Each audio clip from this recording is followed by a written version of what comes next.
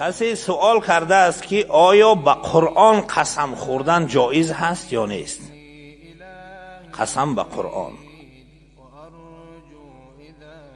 پیش از جواب ما یک قاعده فقهی در مذهب حنفی را بیان میکنم. یک قاعده هست که الایمان مبنیه علی العرف. قسم ها این وابسته به عرف مردم هستند. در عرف اگر قسم حساب شود قسم می شود، اگر در عرف قسم نباشد اون قسم نمی شود. قسم خوردن به قرآن در عرف هست یا نیست؟ چنانچه صاحب هدایت در هدایه شریف بیان میکند در مذهب متقدمین به قرآن قسم خوردن نبود. قرآن کلام خدا هست، کلام خدا صفت خدا هست، به صفتهای خدا قسم خورده می شود. لیکن در عرف وقتی که به قرآن قسم خوردن نبود، متقدمین قسم خوردن به قرآن را جایز قرار نمی دادند، نادرست می گفتند. عباره هدایه شریف هست که وکذا اذا حلف بالقرآن لانه غیر متعارف.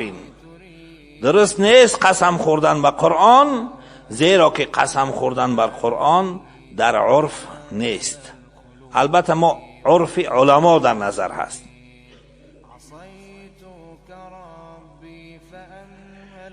لیکن متأخرین چون که همین قاعده را دیده در عرف متأخرین قسم خوردن به قرآن را جایز قرار دادن، بنابراین در کتاب‌های فتاوا و امروز فتوا هم بر همین هست که کسی به قرآن قسم خورد قسمش منعقد می شود، قسمش درست می شود.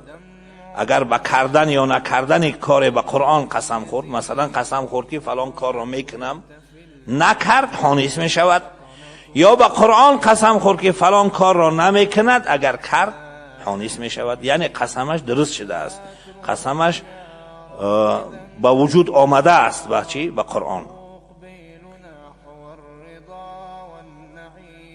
در کتاب مشهور فقه حنفی الدر المختار میارد که ولا يخفى ان الحلف بالقرآن الان متعارف فيكون يمينا. بر هیچ کس پوشیده نیست که در عرف ما در زمانه متأخرین قسم خوردن به قرآن هست، بنابراین قسم خوردن به قرآن قسم حسابیده می شود. پس کسی که به قرآن قسم خورد هم گناهگار نمی شود، هم قسمش بسته می شود، منعقد می شود قسمش.